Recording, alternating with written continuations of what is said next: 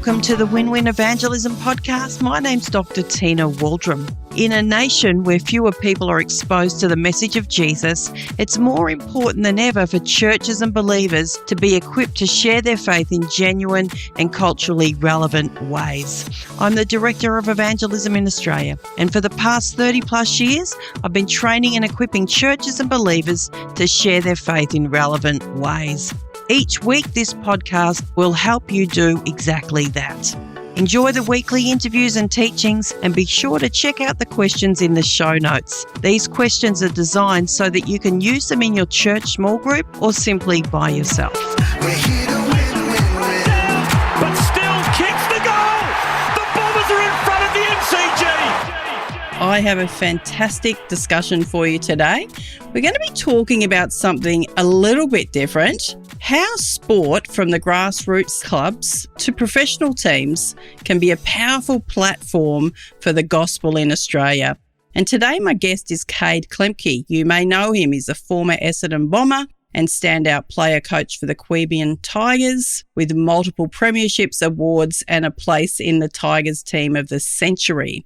Now working with 360 Sports Australia, which is an affiliate with Fellowship of Christian Athletes, Kade basically inspires athletes and coaches across the country to use sport as a platform for the gospel. And in the leading sporting nation of the world, Kade, it's great to have you along. It's great to be here again, Tina, and chatting about how sport and faith can come together.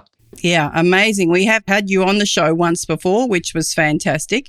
Tell us a little bit about this new role that you're in. Can you, in a nutshell, tell us a little bit about who you're working for and what you do? It's probably a few years ago where God gave me a vision about using sport to reach people, and it's 2017, I think it was. We had these guys turn up in Melbourne who were from the Fellowship of Christian Athletes.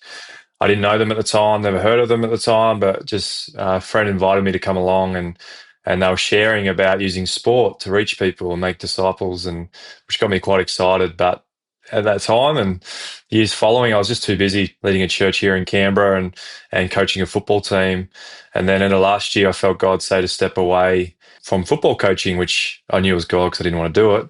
And then a friend that I just got to know over the last year or two had joined FCA and called it 360 Sports Australia, and he invited me to come along. And after a lot of prayer and time discussing, I really felt this was the next part of my journey and why God wanted me to step back from coaching. Amazing.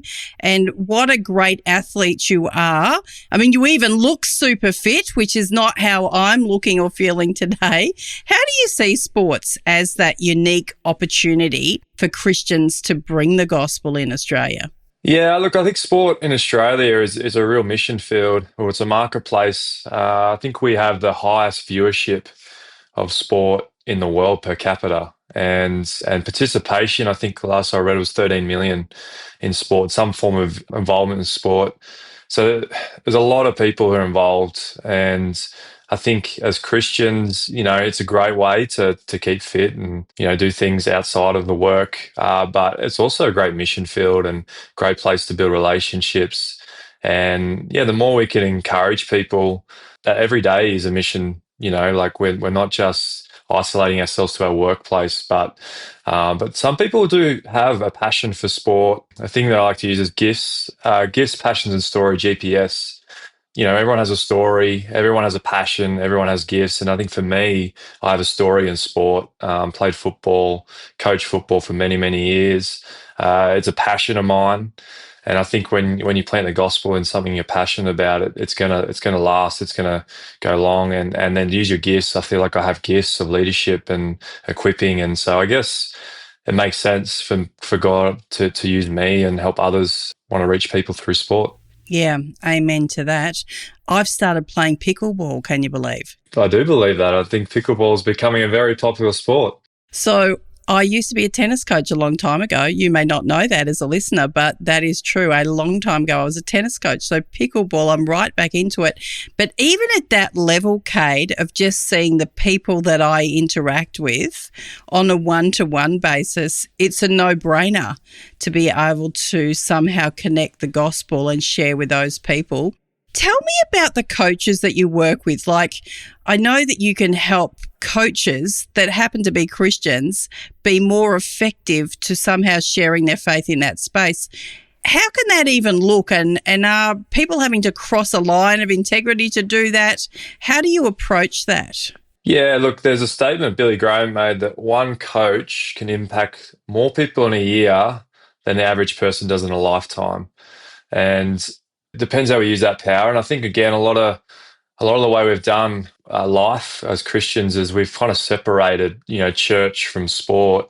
But how do we coach from a kingdom perspective? How do we, see these opportunities to serve the players that we lead? And it's not about winning. It is about winning. It's about winning hearts for Christ, but not winning on the scoreboard. And I think that's something I've had to learn over my journey. When I first started coaching and I was successful, it was about me and how far I could get in my career, and then God really did a work on my heart that it's about Him, that the world centers around Him, not me, and it's about loving people. And I think that's actually when my coaching really started to have more impact off the field, not just on the field. And so I guess my heart is to help coaches as well, to really think about, are they coaching from a kingdom perspective? Is this how Jesus would want to coach? And I've just been getting alongside a few coaches. We've got a little coaches huddle. We meet every week, and it's really, we just do a study together, and we're just applying the Bible into,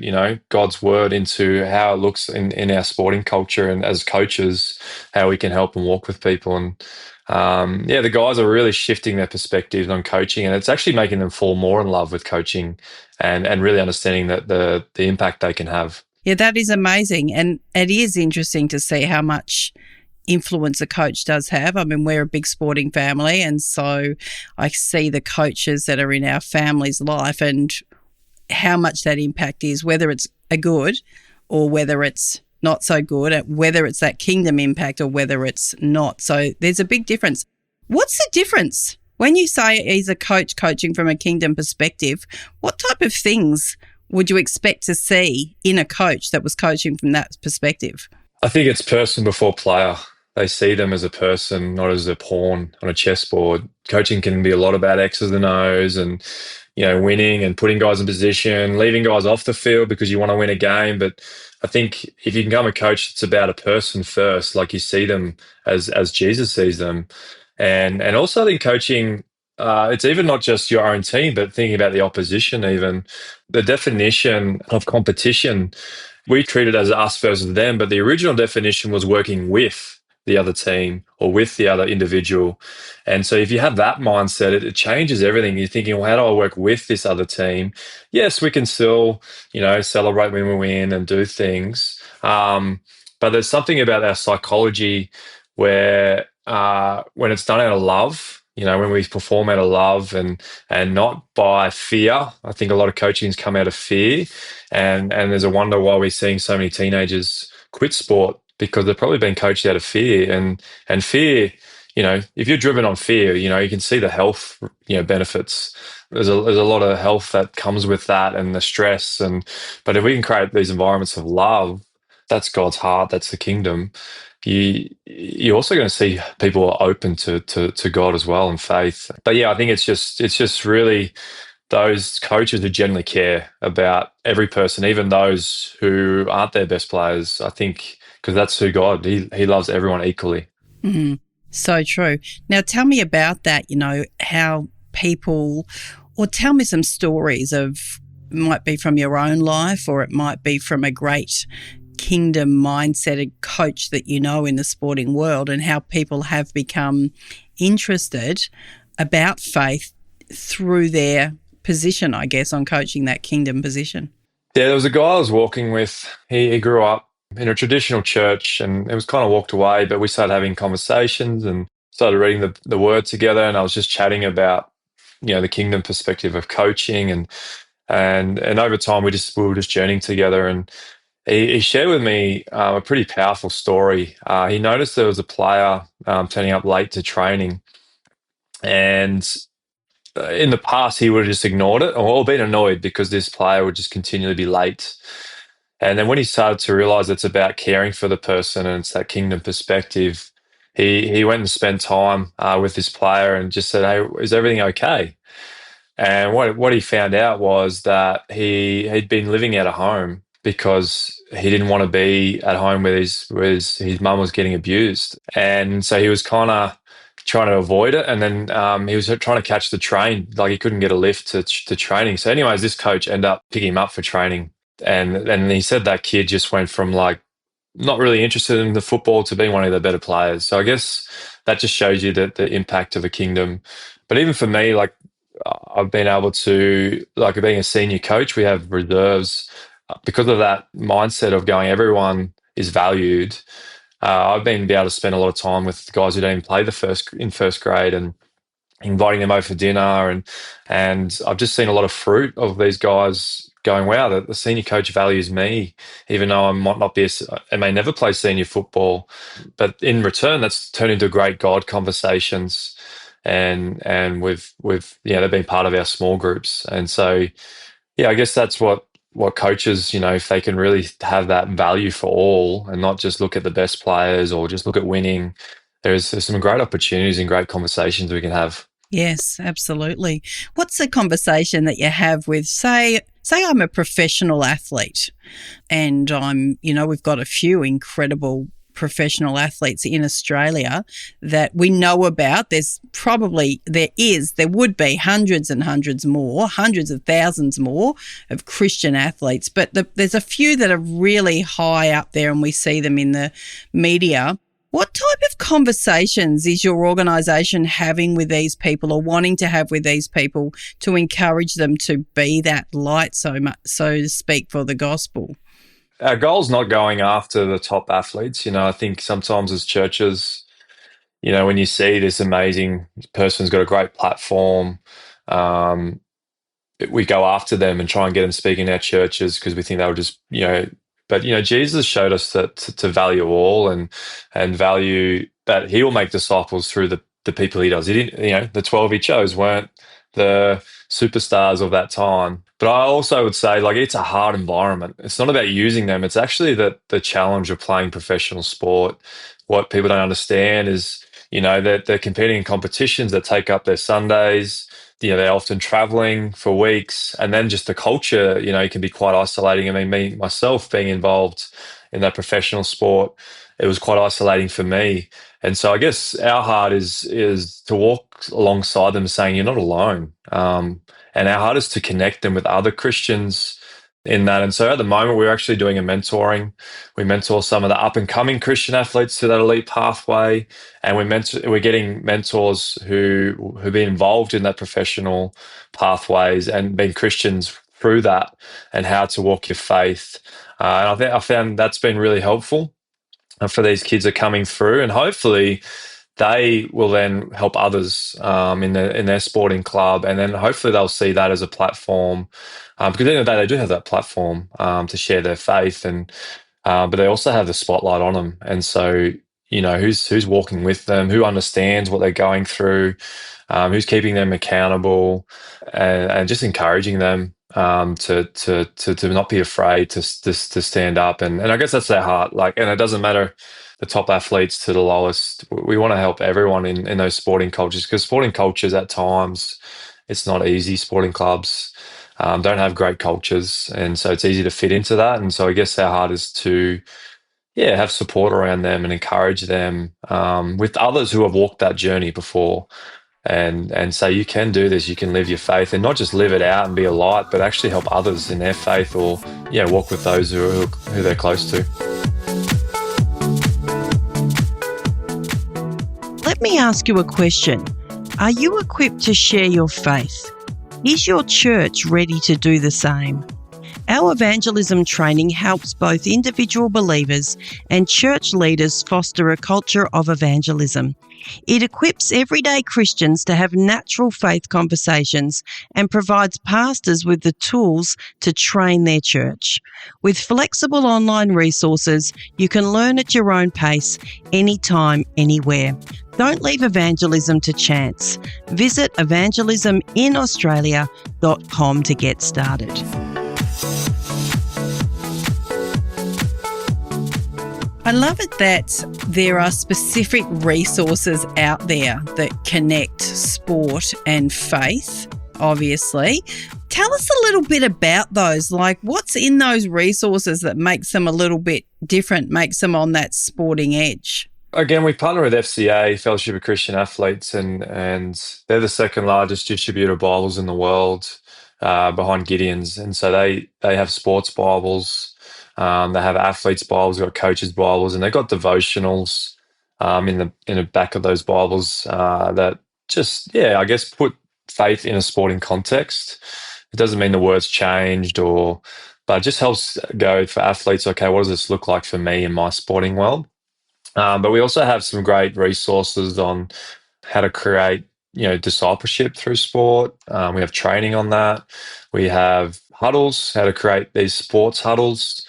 But also, I think, resources are good, but I think it's also we've got people who can walk people through that. Right now, I'm working with a church on how to reach their local sporting club. And, I can use those resources, but I think the value is the relationship where I'm just encouraging them what they can do in their own sporting club.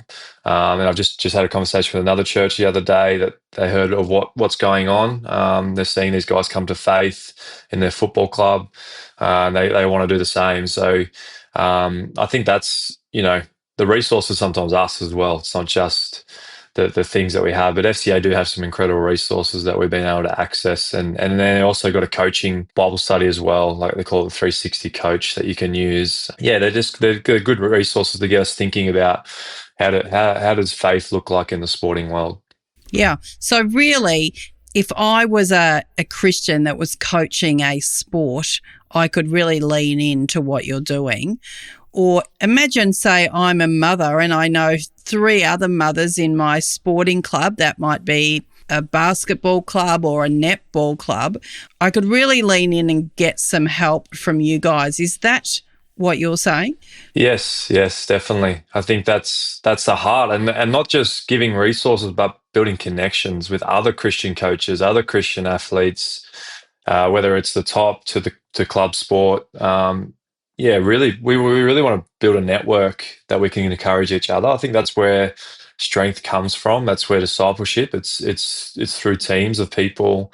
And when I was in Melbourne, when I went to Essendon, I was pretty alone in my faith, and I reached out to some other Christians, or the chaplain Cam Butler, and he ended up connecting me with some other AFL guys who were Christians, and we ended up getting together for a coffee regularly, and that just really helped me, encourage me that there are others in this sport, but not just to connect, but then also how do we encourage one another in a similar context to live out our faith. And I think the more we do that across the nation and encourage one another, I think people will be more encouraged to live out their faith more. Absolutely. It's such a unique little niche, isn't it? To know, like, sports. Like, I'm thinking of kids that I even know myself that are under 20 that love sports, that love Jesus, that would actually probably love to have more sports orientated faith stuff, because that's really what that's their passion in life. What do you see for the next 5 to 10 years with the work that you're doing, partnered with FCA in Australia?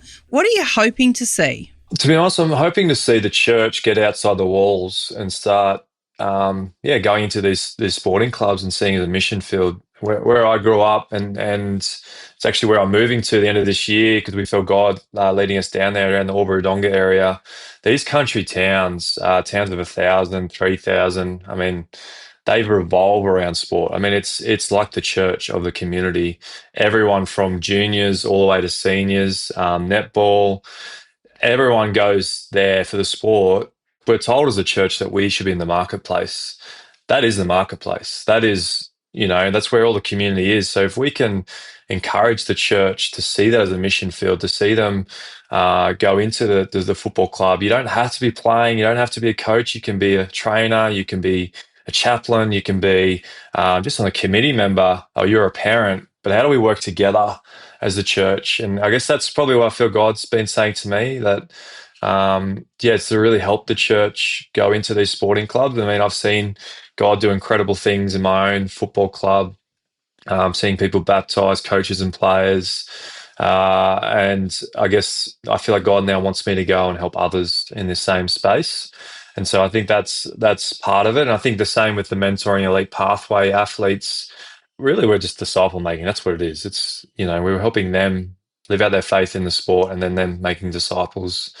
And yeah, again, in a space that you love, like I said, if you put the gospel in somewhere where you have familiarity with, it's just amazing. The gospel just spreads, and you don't even need to do a study on sport. Like our group, we just read the Bible together, and we get together because we love sport. We just talk about it naturally because that's what we love. That's what we're passionate about. And then we just talk about the gospel, and then they just start inviting others from their football club.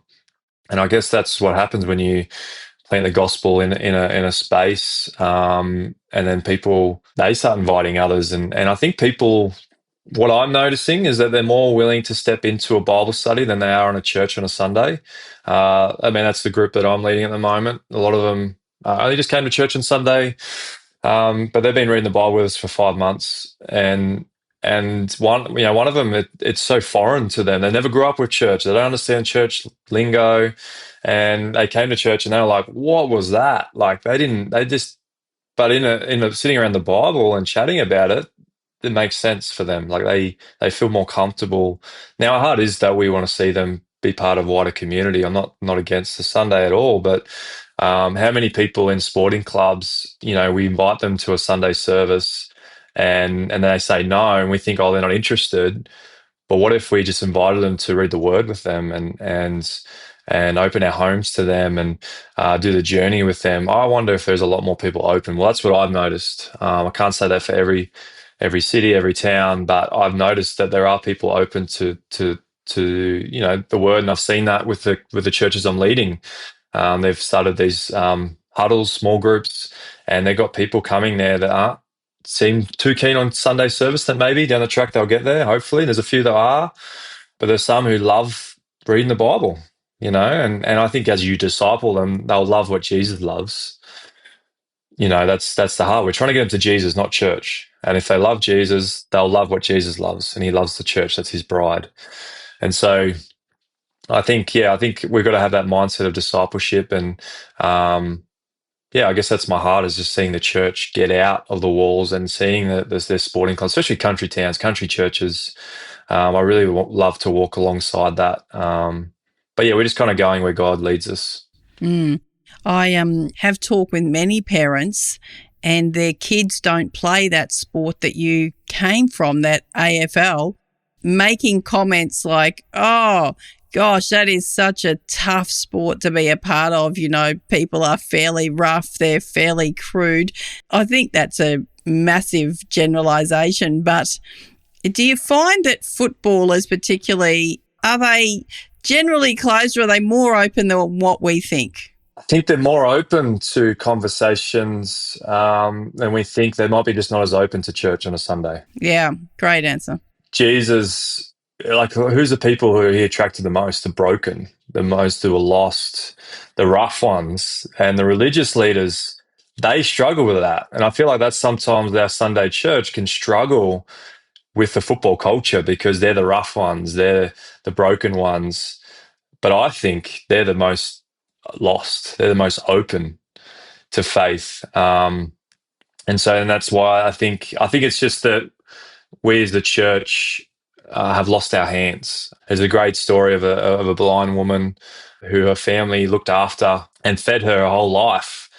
And one day she went into hospital, and the doctor said, "Why are you feeding her?" Like in one of the reports, that her hands are still active, like they can work.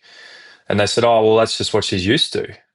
And they said, "Well, just put a plate of food on the side of the bed, and we'll see." Anyways, after a day or two, she got really hungry, and she ended up using her hands to reach for that plate. And then she started feeding herself. Anyway, she started to learn Braille, and then she studied all these degrees. And I feel like that's the church. Like, we've just forgotten how to use our hands. We've forgotten how to go out, share our faith, learning to ask more questions and always give answers. I get it. Like, we haven't had a lot of people go out and show us how to do this. The old school way was to invite your friends to church, and I did that growing up. But I was convinced that God's always working. He's always on the move. He's working in people's hearts, and I think I'm the one that's not looking. I'm the one that's not. I've stuck in my own ways, and so I've just been convinced to pray and go into my football club. And go, God, who are you working on today? Who's someone that's, and it's been amazing. I've seen some. Honestly, I'd be going into our football club, and I just felt God prompt me on a person. And he was probably one of the wildest guys in our footy team. And I just went straight up to him and I just said, "Hey, man, hey, what's your views on God?" And he's like, "This is weird, mate, but I was thinking about God this week." And we sat down and chatted, and he's a guy that's been going to church. It's been a journey with him. Like, it's been a few years, and he's come in and out of our house and read the Bible with him. But he just told me he's moved away, and he just told me that he's been going to church, not through me, because God does the work, not me. And then there was another boy that I felt God to invite him to church, and I knew that was a God prompt because I'm not used to doing that. I usually invite for a coffee and chat about God, and anyways, I invited him, and I had one of the guys who was a footballer Christian came to me and said, "Oh, I think we should invite him to church." And I said, "Man, I already did." And so it was a confirmation, and he just said, "Yes, I'll come." Never been in a church. So he was curious. Like, he'd never been to a funeral, never been to a wedding. He didn't know what a service would look like.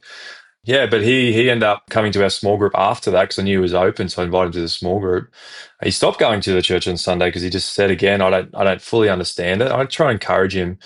But we've been reading the Bible now for a year and a half together every week. He still hasn't made that full decision, but who knows? He might step foot back into a church. I don't know, but my heart is to continue, and I'm just seeing him grow in his faith, starting to do things, and share even with people. So he's following. How many we try and do things in our own strength or in our own ways, in our own structures? And again, I think the power of the Holy Spirit as well. Like, we need to be looking for that person's opinion. It's like coaching. You love working with those who respond and ask questions and have they're coachable. Well, it's the same with God. Who are those people who are responding and they're open to faith? That's the people we should walk with and do the journey. And just because they may not want to go to the church service on a Sunday does not mean they're not open to God. I think just read the Word with them. Start opening the Bible. And again, we have those resources. We can walk people through that and how to do that. I just want to encourage people that I believe everyone can be a disciple maker. Everyone is a disciple maker. That's why Jesus chose the 12. And I got to see that with FCA. I went to their fundraising training, the boot camp, and I had that in the back of my head. I sat down with someone and he was sharing that. Every person's a disciple maker. And I sat in the room and I was chatting to this guy, and he had a heart transplant when he was a baby, like young 5-year-old. He had a bit of a disability. And I was just chatting. He was raising money for him to do FCA, and he was just sharing his story. And I was just saying, man, this story is incredible. He started up esports games, and because he can't play sport because of his heart, and because of that, he's now reading the Bible with all these guys. And like, he's a guy that doesn't speak clearly. And I was just thinking in my head, I'm like, this guy in a Sunday church, he'll never preach at the front. He'll probably never lead a Bible study group, because he can't speak well enough. But in that context, in his passion and his story, he's making disciples.